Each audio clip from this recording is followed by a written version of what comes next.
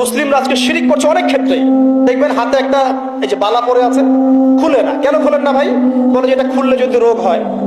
রোগ দেওয়ার মালিক কে? ওই বালা না আল্লাহ? এই যে আপনার বিশ্বাস জন্মায় নিয়েছে, এই বিশ্বাসটা জন্মিয়েছে আপনার হাতের উপরে, এই বালার উপরে, এটাই শিরক, এটাই শিরক।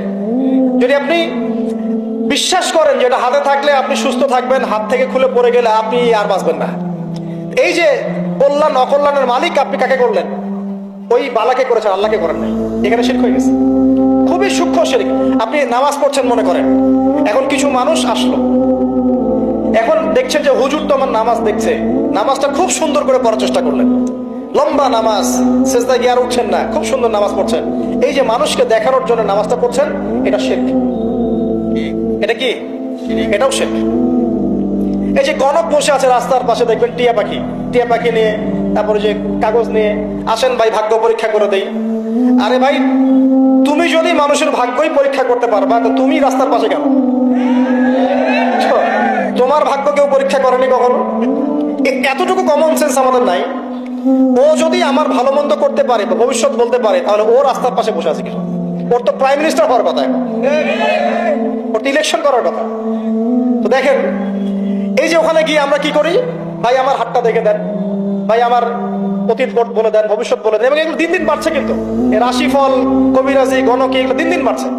এবং আমি লক্ষ্য করছি দিন দিন আরেকটা জিনিসও বাড়ছে, সেটা হলো জাদুবিদ্যার চর্চা করা। এবং গ্রামে গঞ্জে কুফুরি বাড়ছে না?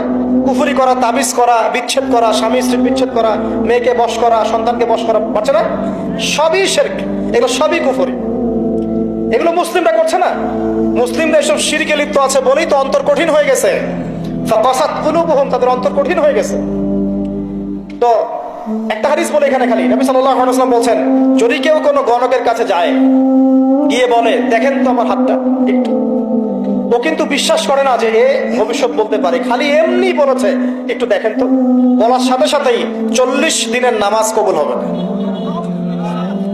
আর যদি তার বলা কথায় বিশ্বাস করে যে হ্যাঁ তোমার ভবিষ্যৎ খুব ভালো, তুমি চাকরি পাবা, এটা করবা সেটা করবা, এবং সে বিশ্বাস করলো হ্যাঁ এটাই হবে, তখন নবী সাল্লাল্লাহু আলাইহি ওয়াসাল্লাম বলেন সে যেন আল্লাহর পক্ষ থেকে যা নাজিল হয়েছে, মানে এই যে কোরআনুল কারীম, এই কোরআনকে যেন সে অস্বীকার করলো, মানে কুফরি করলো। এগুলো আমরা করছি না ভাই? অনেক কিছু করছি আমরা। স্তম্ভের পূজা করছি, অনেক মুসলিম আগুনের পূজা করছে। আগুন জ্বালিয়েছেন, মাথা নত করছেন কেন? আগুনের সামনে আপনি মাথা নত করবেন কেন? আপনি একটা স্তম্ভের সামনে, গাছের সামনে দাঁড়িয়ে মাথা নত করে ধ্যান করবেন কেন? আপনি মেডিটেশন করছেন কি জন্য? আপনাকে নামাজ দেওয়া হয় নাই? 5 ওয়াক্ত নামাজ দেওয়া হয় নাই? নামাজের চেয়ে বড় মেডিটেশন কিছু আছে নাকি? আপনি ধ্যান করছেন কি জন্য? অনেক মুসলিম তো জিনের উপাসনা করছে, জানেন?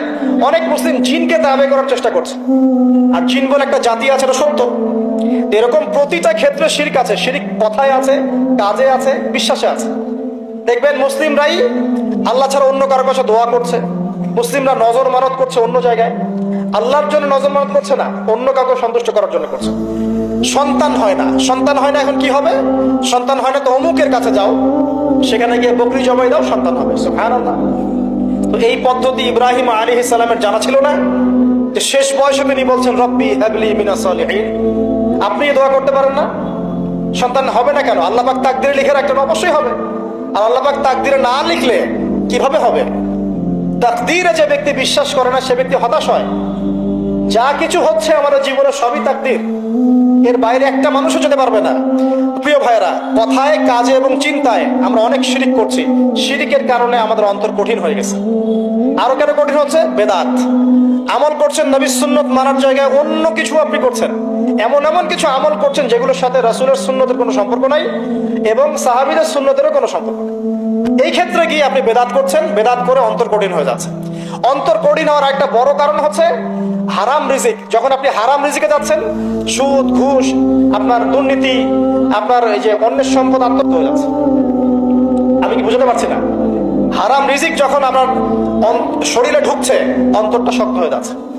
একটা হাদিস যথেষ্ট। আল্লাহ রাসূল বলেছেন, ইন্নাল্লাহা তাইয়্যিব লা ইকবালু ইল্লা তাইয়্যিব।